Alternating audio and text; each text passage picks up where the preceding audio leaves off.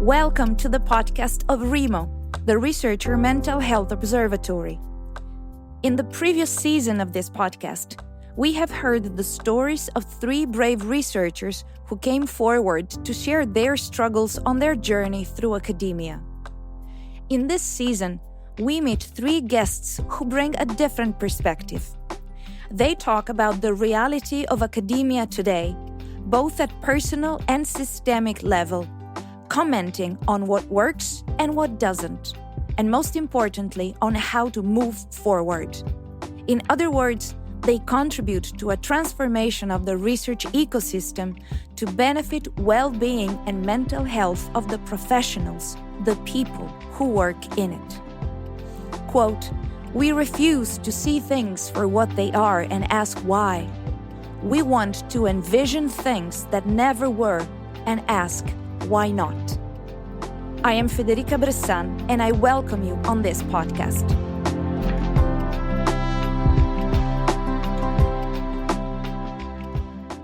Welcome, everybody, and welcome to our guest, Mateja Erce, a PhD student in renewable materials for healthy built environments at the University of Primorska in Slovenia, and a ReMO ambassador. Welcome, Mateja. Thank you for joining me on the podcast today. Thank you. It's really nice to be here. Thank you for inviting me.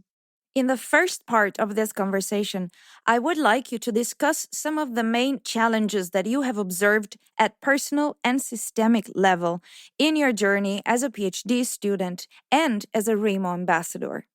What is the reality of your experience in academia today? So I think we have 2 parts. We can start with that reality is not what we expect. Or at least for myself, I can speak that I didn't expect that. And also when I speak with other people, their perception is very different from the reality, because people think that jobs in academia, even if you're a PhD researcher, you're well paid, that work is really easy, like no stress, and that we have long summer vacations, so summer off. That's what other people think. But reality and also research shows that universities regarded as a low stress environment, but the research shows occupational stress is alarmingly widespread and on the rise. And stress is more prevalent in young academics. So that's the reality in from the research, very objectively. And then we can divide our reality in 2 parts: the things that we can control, and the second part that we cannot control, or it's hard to control. So we have hard time to control, for example, our job demands. So we need to be involved in projects because we need to be paid from, projects or something. We need financing. That's the reality.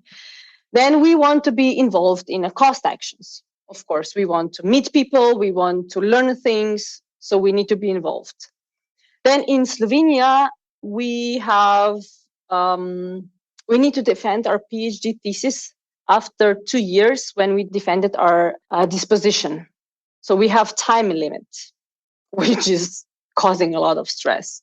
We are overworked because we need to work on all of these different tasks. We are volunteering for a lot of things and stuff like that.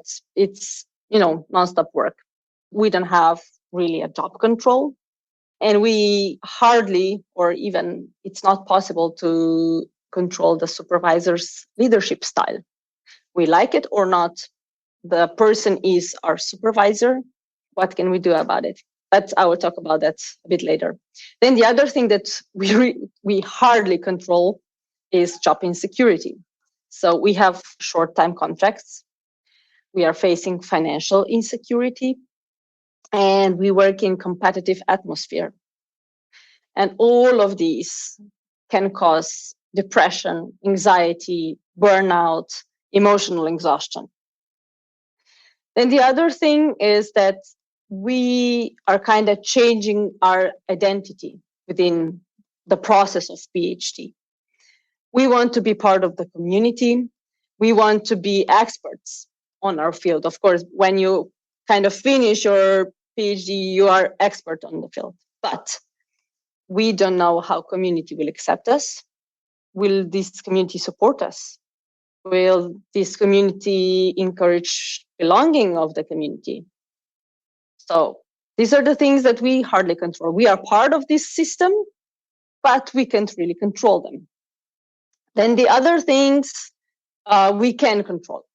Of course, people think, oh yeah, PhD researchers are young and full of life and motivation, so they cannot burn out and be depressed. Well, the reality is different. And I don't want to dive into this because the reality is harsh, but reality is that we lack experiences on our fields. We lack confidence. We are in the community of the experts, but we are really not yet experts. So it's harsh sometimes. Well, that depends on the personality, but we even can have some self-criticism. Like, I'm not good enough. I don't work enough. This community won't accept me.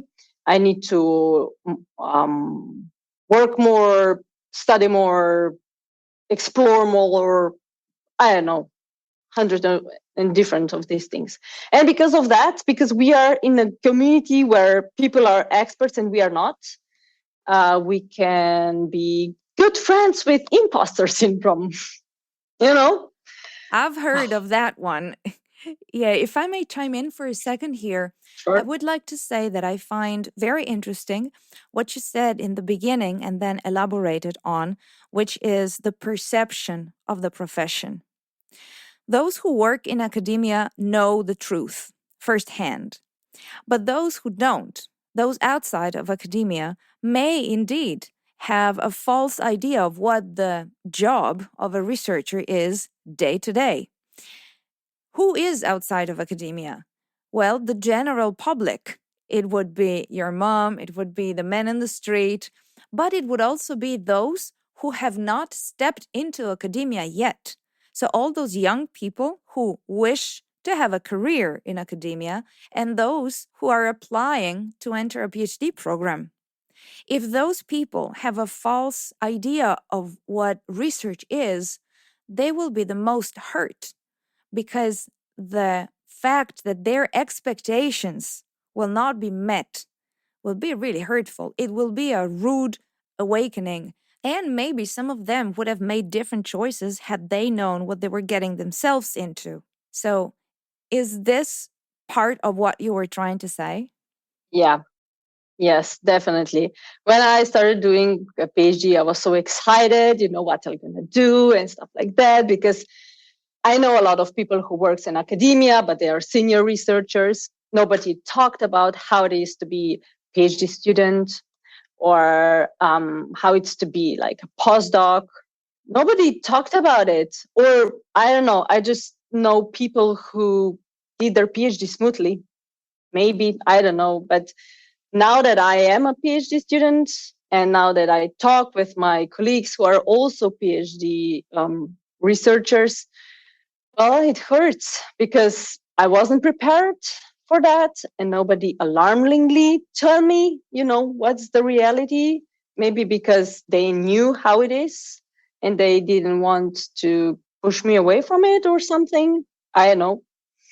I'm not really sure why they didn't tell me, but I know for one person who dropped out and we didn't know why that person dropped out. We all knew that it's because of the mental health issues, but we didn't know what kind of or to what degree these mental health issues were. It was, kind of secret. It felt like it. Maybe it wasn't a secret, but for me, it felt like it's a secret. Why?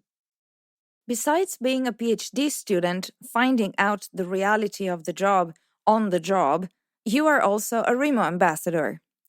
ReMO ambassadors are not just PhD students, they are science professionals at every level in their careers. So, some of the challenges that are discussed in the community of ReMO are specific to PhD students, but others are not. They affect postdocs and even senior professors and supervisors and so on. Yet, they are specific to academia. Other professions are stressful, competitive, or they don't pay well. Why do you think we talk about mental health and well-being specifically for academia? What is unique to this environment and to this profession? Well, I wouldn't say that we are, a premium package. What do you mean by that? I mean that we face some challenges, and I believe that other people in different jobs are also facing challenges. So we have challenges in every job. We would have challenges everywhere, maybe just different.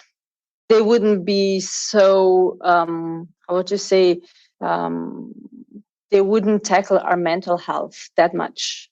Because in academia, you need to work mostly with brain, not hands, which means we are not that much physically exhausted, but psychologically. And that is one of the factors that affects mental health.